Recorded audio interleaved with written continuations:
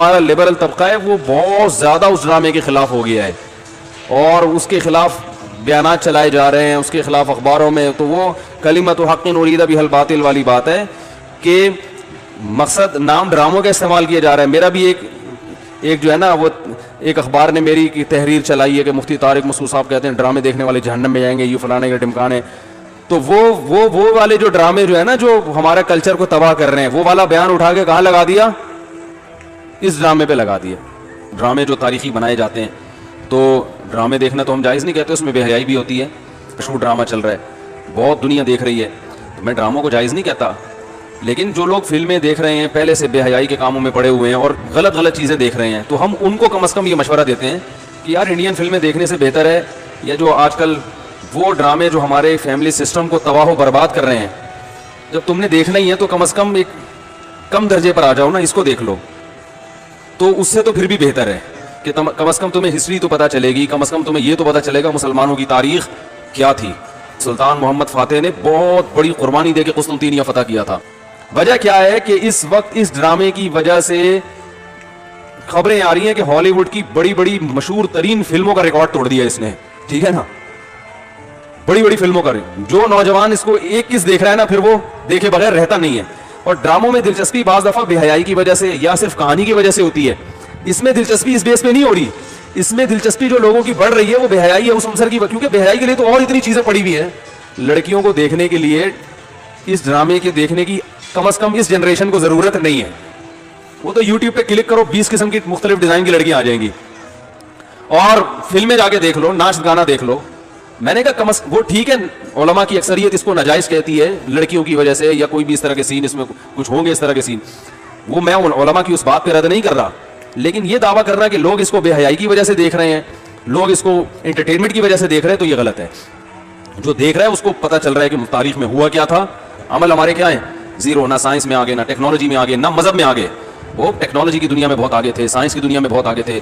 سلطان محمد فاتح نے جب قسطنطینیہ کو فتح کرنے کا ارادہ کیا, استنبول کو, نبی کی پیشگوئی تھی کہ میری امت میں جو طبقہ استنبول جو فتح کرے گا نا وہ جنتی ہے. تو صحابہ کے دور سے کوششیں ہو رہی تھیں, اور استنبول میں 1000 سال سے خلافت قائم تھی عیسائیوں کی, اور اسے کوئی فتح کر نہیں سکتا تھا. ابو ایوب انصاری رضی اللہ تعالیٰ عنہ گئے, وہ نہیں فتح کر سکے, ان کی قبر وہیں بنی. بڑے حملے ہوتے رہے, اتنی چوڑی دیوار میں نے خود دیکھی, اس کی میں نے ویڈیو بھی بنائی تھی, اور اتنی لمبی دیوار شہر کے گرد کہ اس کو ناممکن اسباب کی دنیا میں کوئی میلی آنکھ اٹھا کے دیکھ نہیں سکتا تھا, اور جتنی لڑائیاں ہوئی سب ناکام ہوئی تھیں. سلطان محمد فاتح نے کہا بھائی نبی نے خوشخبری دی ہے, ہم فتح کر کے چھوڑے گا. پھر وہ مشہور واقعہ ہے, اس نے کیا کیا کہ خشکی میں کشتیاں چلا دیں. اب دیکھو یہ چیز کتابوں میں بھی بتائی جا سکتی تھی نا, لیکن وہاں طیب اردگان نے کیا کیا ہے, میوزیم بنائے ہیں, ان میں یہ پورا منظر دکھایا جاتا ہے. خدا کی قسم ایسا ایمان بڑھتا ہے کہ چیخیں مارنے کا دل کرتا ہے. ایسی جو علماء بھی گئے ہیں نا, بنوری ٹاؤن کے شیخ الحدیث گئے تھے, وہ کسی نے بتایا وہ رو رہے تھے چیخیں مار کے, جو جاتا ہے یہ منظر ہوتا ہے. اور طیب اردگان کے پیش نظر فلم انڈسٹری کو یا ڈراموں کی انڈسٹری کو پروموٹ کرنا نہیں ہے, اس کے پیش نظر یہ تھا کہ ہم اپنی تاریخ ذرا اسی اسٹائل میں دکھائیں جس اسٹائل میں دنیا نے ہماری تاریخ کو مس کیا ہے. جب ترکی میں سیکولر حکومت تھی تو انہوں نے انہی خلفاء کے برا رخ دکھانے کے لیے اور ان کی تاریخ کو ختم کرنے کے لیے اور ماضی سے ترکوں کا رشتہ ختم کرنے کے لیے ڈرامے ہی بنا کے بدگمان کیا تھا, اور وہ غلط ڈرامے تھے, وہ اصل تاریخ نہیں تھی. تو اس نے کہا ان کو غلط چیز دکھائی ہے, تو اب میں ان کو کیا دکھاؤں گا, میں صحیح چیز دکھاؤں گا. کہتے ہیں ہمارا ماضی, جتنا آپ ماضی میں جائیں گے آپ کو مسلمانوں کا ماضی آج سے بہت شاندار ملے گا. اب ہم تنزل کی طرف جا رہے ہیں. پہلے علماء بہت اچھے تھے, پہلے محدثین بہت اچھے تھے, پہلے کے فقہا بہت اچھے تھے, پہلے کے بزرگ بہت اچھے تھے, پہلے کی حکومتیں بہت اچھی تھیں, پہلے کے سائنسدان بہت اچھے تھے, پہلے کے ڈاکٹر بہت اچھے تھے. لیکن جو اس ٹائپ کے یونیورسٹی کے پروفیسر اور انجینئر ٹائپ کے لوگ جو کلپ بنا رہے ہیں, اس سے لگے گا پہلے سارے برے تھے, اب ہم ہیں جو معاشرے میں خیر کو پروموٹ کر رہے ہیں. تو یہ ہماری تاریخ تھی جس کی وجہ سے ہمیں عروج ملا تھا. آج ہم صرف پیڑے کھا رہے ہیں, باتیں ٹھوک رہے ہیں بیٹھ کے, صحیح ہے نا. بزرگوں پہ طنز, علماء پہ اعتراضات, ایک دوسرے پہ کیچڑ اچھالنا, فرقہ پرستی, ان چیزوں میں ٹائم ضائع ہو رہا ہے, اور کوئی موٹیویٹ کرنے والا نہیں ہے. کوئی تعمیری کام کرنے والے لوگ بہت تھوڑے رہ گئے ہیں, اور ٹیکنالوجی کی طرف تو توجہ ہی نہیں ہے.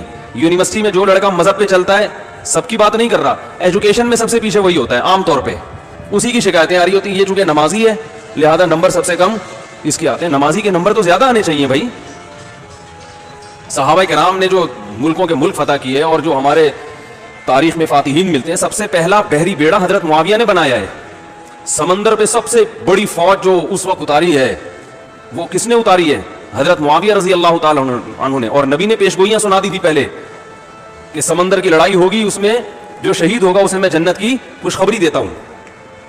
اور آپ صلی اللہ علیہ وسلم نے سمندر میں شہید ہونے والے کو زیادہ بڑا شہادت کا درجہ عطا فرمایا. سمندر پہ چلنا ٹیکنالوجی کے بغیر ممکن ہے کیا؟ پھٹے لگا کے بیٹھ جاؤ گے اس پہ؟ تم اللہ کو بلاؤ گے یار تم مچھلیاں پکڑتے ہو تو 2-4 پھٹے یہاں بھی، وہ بھائی لڑنا ہے اس پہ، تو سامنے والا بھی لڑے گا. تو نبی صلی اللہ علیہ وسلم فرمایا جو سمندری لڑائی ہے، جو شخص سمندر میں جہاد کرے گا اس کے جو چکر آئیں گے نا اس پہ بھی اللہ اس کو اجر دے گا. آج میڈیکل سائنس میں بہت سے الفاظ ایسے ہیں جو عربی سے انگلش مسلمان سائنسدانوں کے تھے وہ، لیکن اب دیکھو حال کیا بنا دیا. ایک نمبر کے سست نمازیوں کی حالت تو دیکھ لو جا کے. سب سے سست ترین جو ہوگا وہ دیندار بنا ہوا ہوگا. تبھی میں یہ طیب اردگان نے جو ڈرامہ بنایا نا، ڈرامے ٹھیک ہے غلط چیزیں ہیں، لیکن اس کا ایک بہت بڑا اثر دنیا پہ پڑ رہا ہے کہ ہمارے جو اکابر گزرے ہیں، جنہوں نے خلافتیں کی ہیں، جنہوں نے حکومتیں کی ہیں، جو دنیا سے لڑتے رہے ہیں اور جنہوں نے 700-500 سال تک اسلام کو بچایا، اس سے پہلے کے لوگ بھی تھے، تو ان کا بڑا اچھا امیج دنیا کے سامنے جا رہا ہے کہ بھائی ہماری تاریخ بری نہیں ہے، ہماری تاریخ بہت اچھی ہے، اس میں کچھ برائیاں ہوئی ہیں. بنو امیہ کے آپ صبح و شام عیب تلاش کرتے ہو، ان میں اگر کچھ عیب ہے تو بہت سی خوبیاں بھی ہیں ان میں، تو سارے تھوڑی برے تھے ان کے. پھر بنو امیہ کے بعد بنو عباس آئے. اگر آپ بنو امیہ کو برا بڑا کہتے ہو تو بنو عباس کی حکومت میں بہت سے غلط کام ہوئے ہیں، وہ بھی سارے غلط ہو گئے. پھر خلافت عثمانی آئی، وہ تو ویسے ہی پکے حنفی تھے، وہ تو ویسے ہی غلط ہیں. تو انگریز مسلمان ہو کے بولے گا نہیں تمہارے یہاں صحیح لوگ تو دنیا میں آئی نہیں ہیں، تو محمد صلی اللہ علیہ وسلم کا مشن تو ویسے ہی ناکام ہو گیا. اب 15ویں صدی میں کیا کر رہے ہو تم بیٹھ کے یہاں پہ؟ ہے بھائی محمد صلی اللہ علیہ وسلم اپنے صحابہ کو پیدا کر کے چلے گئے، بس اس کے بعد کوئی ڈھنگ کا آدمی دنیا میں آیا ہی نہیں ہے جس نے اسلام کو نافذ کیا ہو. ایسا نہیں ہے بھائی، ان میں میجورٹی اچھے لوگوں کی تھی، میجورٹی نے اسلام کے لیے قربانیاں دی ہیں. کچھ لوگ شرارتی آتے رہے ہیں درمیان میں.